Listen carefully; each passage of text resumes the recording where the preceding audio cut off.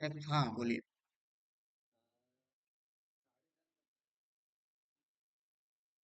ठीक है, मैं 10 मिनट या 5 मिनट पहले जोड़ दूंगा।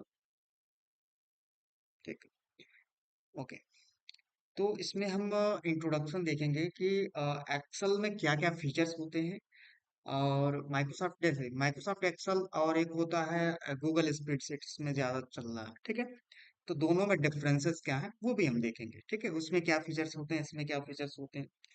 तो जो माइक्रोसॉफ्ट एक्सेल होता है वो एक तरह से आपका स्प्रेडशीट प्रोग्राम बोलते हैं। स्प्रेडशीट, इसको जो आपको ये दिख रहा है स्क्रीन पे, इसको स्प्रेडशीट बोलते हैं। ठीक है, या हाँ स्प्रेडशीट बोलते हैं। ठीक है, ये आपके देखो सिस्टम में भी इंस्टॉल्ड होता है और ऑनलाइन आपको क्लाउड पे भी ये चलाने को मिल जाता है। ठीक है, उसमें अलग फीचर्स होते हैं, इसमें थोड़ा सा डिफरेंट फीचर्स होते हैं।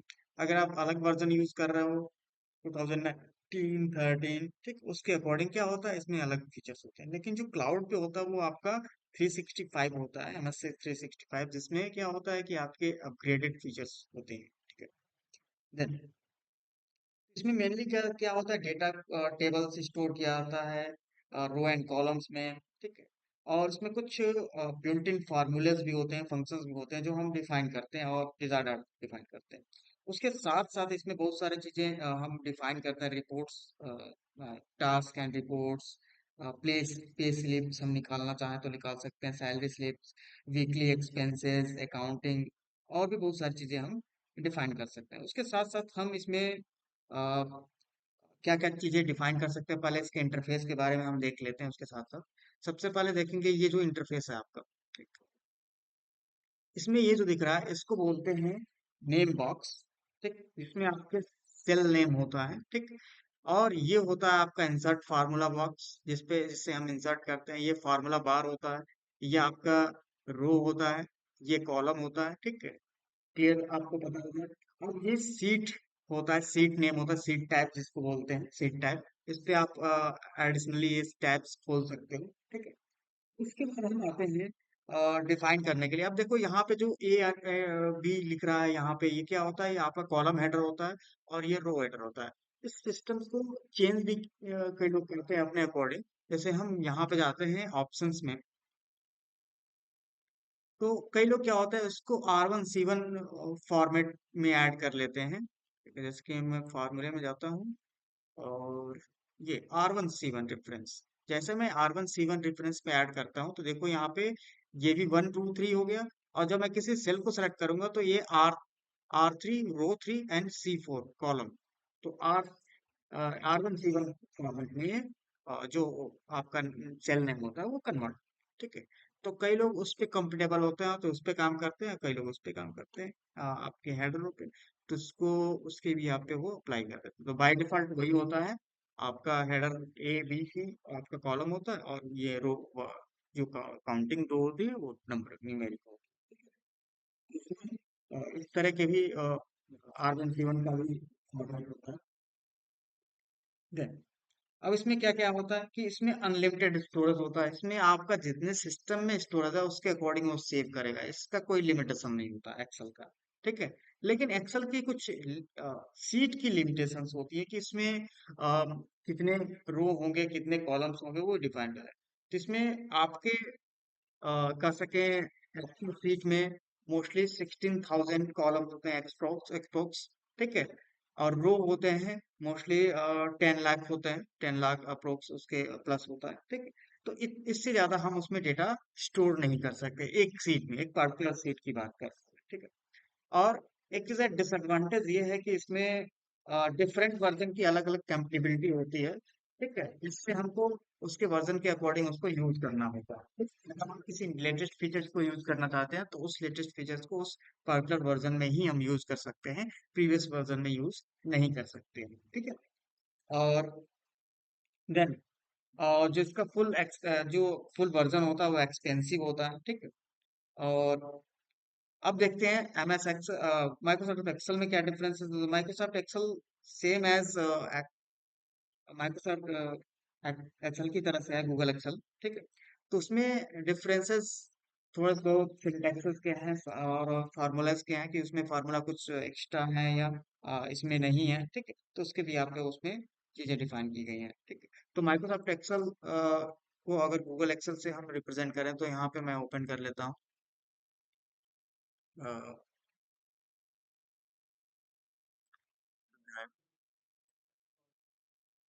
रिकॉर्डिंग में कर रहा हूँ, मैं सेंड कर। हम्म। तो यहाँ पे अगर मैं गूगल एक्सेल की खोलने की ओपन करूँ तो यहाँ पे आपको गूगल सीट, यहाँ पे गूगल सीट नेम से आ जाता है, ठीक है।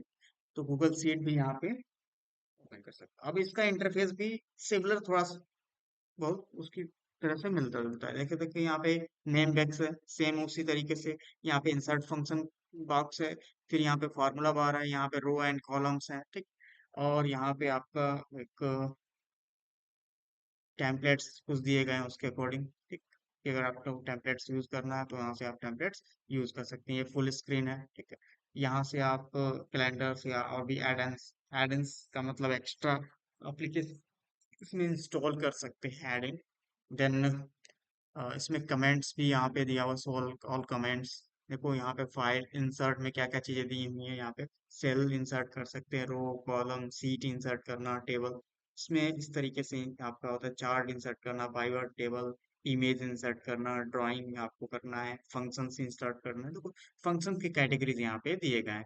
उसी तरीके से फंक्शन जो बिल्ट इन फंक्शंस है माइक्रोसॉफ्ट एक्सेल में यहाँ पे इंसर्ट के ऑप्शन में दिया गया होता है। देखो यहाँ पे फॉर्मूला क्या, फॉर्मूला एक टैब होता है जिसके अंदर ये आपके कैटेगराइज करके ऑप्शंस दिए गए हैं। Financial functions, logical function, textual function, date and time function, lookup and reference function, math and trigonometry function and extra function जैसे statistical, engineering, cube, information compatibility and web से रिलेटेड ये function दिए गए हैं, ठीक है। तो ये सारे फंक्शंस आपके एक तरह से यहाँ पे फंक्शन लाइब्रेरीज के ऑप्शंस में डिफाइन किए गए हैं, ठीक है। देन होम टैब में नॉर्मल फॉर्मेटिंग से रिलेटेड चीजें हैं, ठीक। इंसर्ट करना, ऐड करना, ठीक है। Conditional formatting, format as a table, ये नंबर फॉर्मेट जैसे कि सेल्स को किस फॉर्मेट में लिखना है, न्यूमेरिक फॉर्मेट में, डेट फॉर्मेट में, ठीक है। तो ये देखिए फॉर्मेट भी दिया हुआ है कि आप सेल में किस तरह की चीजें लिखना चाहते हैं, general, textual data, number data, currency data, accounting data लिखना चाहते हैं, शॉर्ट डेट, लॉन्ग डेट। मतलब आप जो आपका यहाँ पे डेटा है एक्सेल में उसका फॉर्मेट कैसा होना चाहिए, परसेंटेज फॉर्म होना चाहिए, डेसिमल फॉर्म होना चाहिए, उसका फॉर्म हम सेट करते हैं। देन उसके बाद ये अलाइनमेंट्स का सेक्शन दिया हुआ है, ये फंट फॉर्मेटिंग का सेक्शन है, ये क्लिपबोर्ड का सेक्शन है। देन ये सेल फॉर्मेटिंग का सेक्शन है, जैसे इंसर्ट करना, डिलीट करना या उसको फॉर्मेट करना, ठीक। हाइट विड्थ सेट करना, टैब कलर सेट करना, ये सारी चीजें। देन एडिंग्स होता है, यहाँ पे एडिटिंग में यहाँ पे क्लियर फॉर्मेटिंग, यहाँ पे बहुत सारे ऑप्शंस यहाँ पे आपको दिए जाएंगे। देन इंसर्ट में आप देख लें, इंसर्ट टैब, ठीक। इंसर्ट टैब में देखिए यहाँ पे पाइवट टेबल इंसर्ट करना, रिकमेंडेड टेबल यहाँ पे आपको डिफाइन किस वो रिकमेंडेड का मतलब आप रेंज सेलेक्ट करोगे वो अपने आप ऑटोमेटिक रिकमेंड जो चार्ट होगा या टेबल होगा वो इंसर्ट कर देगा।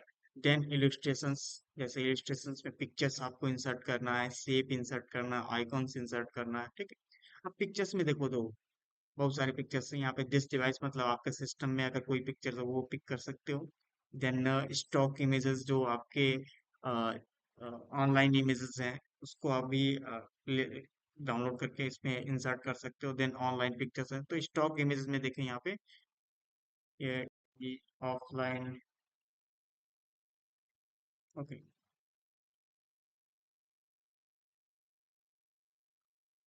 कनेक्ट कर लेते हैं।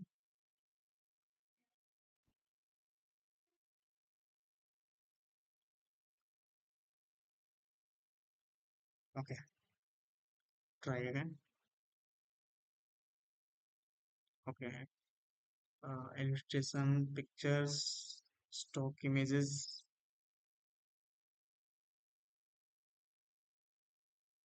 देखो ये स्टॉक इमेज है, किसी भी इमेज को सेलेक्ट करोगे। अब देखो ये कुछ प्रीमियम इमेज है, ये प्रीमियम इमेज सेलेक्ट नहीं होगा, फ्री इमेजेस यहाँ पे इंसर्ट हो सकते हैं। प्रीमियम इमेज को इंसर्ट करने के लिए उसका प्रीमियम लेना पड़ता है स्टॉक इमेजेस का, ठीक है।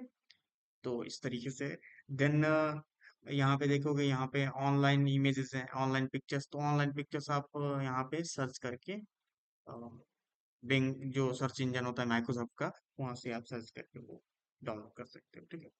देन उसके बाद रजिस्ट्रेशन में होता है सेव, कि हम ब्राउजर सेव को हम इंसर्ट कर सकते हैं यहाँ पे, ठीक। देन उसके बाद आइकॉन्स होते हैं, आइकॉन इस तरह के रिलेटेड, ठीक। तो आइकॉन भी हम इंसर्ट कर सकते हैं।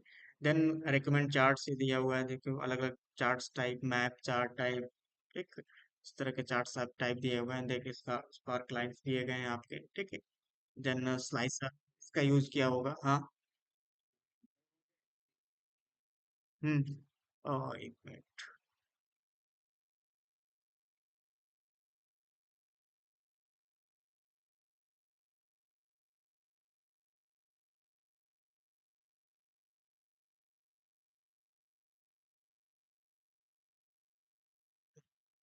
तो ये स्लाइसर है, स्लाइसर का मोस्टली डैशबोर्ड में यूज करते हैं, तो डैशबोर्ड हम डिफाइन करेंगे तो हम स्लाइसर का डिफाइन कर लेंगे, इसमें एक्सेल में डैशबोर्ड कैसे डिजाइन किया जाता है। देन लिंक्स हैं, कमेंट्स हैं, फिर यहाँ टेक्स्ट इंसर्ट करना हो, सिंबल इंसर्ट करना हो, तो इस तरह की चीजें होती हैं। पेज लेआउट में पेज सेटिंग्स, प्रिंट फॉर्मेट, ये सारी चीजें, प्रिंट प्रीव्यू सेट करना, ये सारी चीजें, मार्जिन, ओरिएंटेशन सेट करना। देन फार्मूलाज तो मैंने बताया अभी। डेटा सेक्शंस में आप किसी एग्जिस्टिंग डेटा को आप इंपोर्ट कर सकते हो, या ठीक है, फिर यहाँ पे उसको रिफ्रेश करना उस क्वेरीज को, ठीक। देन टेक्स्ट टू कॉलम, मतलब डेटा से रिलेटेड यहाँ पे चीजें, फोरकास्टिंग दिया हुआ है, group one group top to top, ठीक है। देन रिव्यू में कमेंट्स, प्रोटेक्ट सीट, ये सारी चीजें ऑप्शंस आपको दिए गए हैं, ओके, क्लियर। देन यहाँ पे देखेंगे व्यू सेक्शन में, तो व्यू सेक्शन में यहाँ पे क्या आपको देखना है, ग्रेड लाइन देखना है या हटाना है उसको, तो ये चीजें आप सेट कर सकते हो, ठीक है। देन डेवलपर सेक्शन में यहाँ पे आपको VBA और मैक्रोस की प्रोग्रामिंग मिल जाएगी, जिसमें हम डिफाइन करते हैं। देन हेल्प, ये हेल्प सेक्शन होता है, ठीक है। तो इतने टैब्स आपके जो होते हैं, बेसिक टैब्स होते हैं, ठीक। ये तो PDF आप एडोब इंस्टॉल करते हो तो ये अपने आप इंसर्ट हो जाता है, ठीक है। अगर क्रिएट PDF करते हो तो ये आपको PDF का एडोब वो लेने को बोलता है, ठीक है। तो ये सारी चीजें होती हैं। अब आते हैं जैसे कि अब इसमें क्या क्या चीजें हम डिफाइन कर सकते हैं, मोस्टली जैसे कि अगर आपको टेबल क्रिएट करना नॉर्मली, कि जैसे कि अगर हम टेबल क्रिएट करना है, तो यहाँ पे इंसर्ट में आते हैं, और मैंने यहाँ पे, यहाँ से, ओके, होम में ही आपको यहाँ मिल जाएगा फॉर्मेट एज ए टेबल, ठीक। और मैं किसी एक सेलेक्ट ऑप्शन को सिलेक्ट कर लेता हूँ, ठीक, कि मुझे ये फॉर्मेट चाहिए, ठीक। तो यहाँ पे मैंने लिख दिया my table as a header, ठीक। तो ये मैंने लिख दिया, और मैंने यहाँ पे कॉलम का नाम दे दिया नेम, फिर मैंने लिख दिया एज, ठीक। तो ये अपने आप अब फॉर्मेट होता चला जाएगा, अब मुझे फॉर्मेट या डिजाइन करने की जरूरत नहीं है, ठीक है, क्लियर। आपको दिख रहा होगा, जैसे मैं एंट्री करता चला जाऊंगा तो ये अपने आप फॉर्मेट एज ए टेबल का बेनिफिट ये होता है कि अपने आप ये डिजाइन करता चला जाता है, तो जितने डेटा आप डिफाइन करोगे उतने डेटा वो अप्लाई करता चला जाएगा, देखो यहाँ पे डिजाइन होता चला जाएगा। नेक्स्ट जो रो है, अब देखो यहाँ पे मैंने लिख दिया राहुल 29, यहाँ पे मैंने लिख दिया, ठीक। तो ये अपने आप फॉर्मेट होता चला जाएगा। तो ये अपने आप क्या होगा, वो अगर मैं कॉलम एक एक्स्ट्रा ऐड कर रहा हूँ तो उसको भी ऑटोमेटिक वो फॉर्मेट कर लेगा, ठीक, डिजाइन कर लेगा। तो फॉर्मेट एज ए टेबल क्या होता है, ये अगर आप इसका यूज करते हो तो वो अपने आप फॉर्मेट करता चला जाएगा। अगर आपने इसका यूज नहीं किया है तो वो एक तरह से क्या होता है, आप देखो यहाँ पे इस टेबल का नाम भी वो सेट कर देता है, जैसे मैं फॉर्मेट एज ए टेबल की बात करूँ तो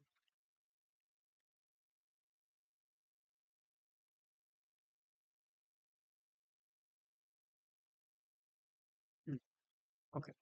तो आपने जब ये फॉर्मेट किया है टेबल, तो जैसे कि आप यहाँ पे स्टाइलिंग भी चेंज कर सकते हो और भी चीजें होती हैं।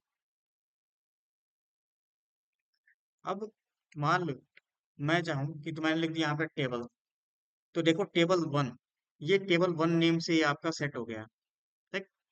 इसका नाम पूरा रेंज एक नाम से सेट हो गया वो, ठीक है। तो जब हम किसी टेबल को एज ए टेबल फॉर्मेट में करते हैं ना, तो उसका वो एक नाम में सेट होता है, कि एक नेम में, स्पेसिफिक नेम में, जैसे एक सेल का नाम होता है A1 B1 C1, उसी तरीके से टेबल भी एक नेम से सेट हो जाता है। और जब नेम से सेट हो जाता है, तो उसको हम किसी भी फॉर्मूले में यूज कर सकते हैं इजीली। ठीक है ना? जैसे मैंने यहाँ पे लिखा टेबल पर, तो यहाँ पे उस टेबल को अगर मुझे यहाँ पे अगर पिक करना होता या किसी फार्मूले को यूज करना होता, वो इजिली मैं वहां से पिक कर सकता हूँ। ठीक है? जब हम यूज करेंगे उस फार्मूले को। ठीक है? तो वो चीज इस तरीके से अप्लाई होती है। तो फॉर्मेट एज ए टेबल है। इसमें और भी चीजें होती हैं, जैसे कि आप देखो यहाँ पे बहुत सारे ऑप्शंस होते हैं। जैसे मैंने यहाँ पे अगर कॉपी किया, ठीक, तो यहाँ पे पेस्ट में बहुत सारे ऑप्शंस होते हैं, जैसे कि देखो यहाँ पे पेस्ट स्पेशल में आते हैं सबसे पहले। ठीक, तो देखो यहाँ पे ऑल, ऑल का मतलब कि ये सारी चीजें वो पेस्ट करेगा जहाँ पे हमको पेस्ट करना है। Then formula, values, comments and notes, all using source theme, all except border, column, date, formula, ये सारी चीजें वो डिफाइन कर रहा है। ठीक है? तो किस फॉर्मेट में उसको पेस्ट करना है, तो वो सारी चीजें वो डिफाइन करता है कि कैसे हमको पेस्ट करना है उसके अंदर। ठीक, तो इतना अभी इंट्रो रहने देते हैं। हम बेसिकली वर्किंग हम अब कल से स्टार्ट करेंगे। ओके? कि इस पे अब कुछ डेटा पे हम वर्क करेंगे और एक एक फीचर्स को हम समझते जाएंगे। ठीक है?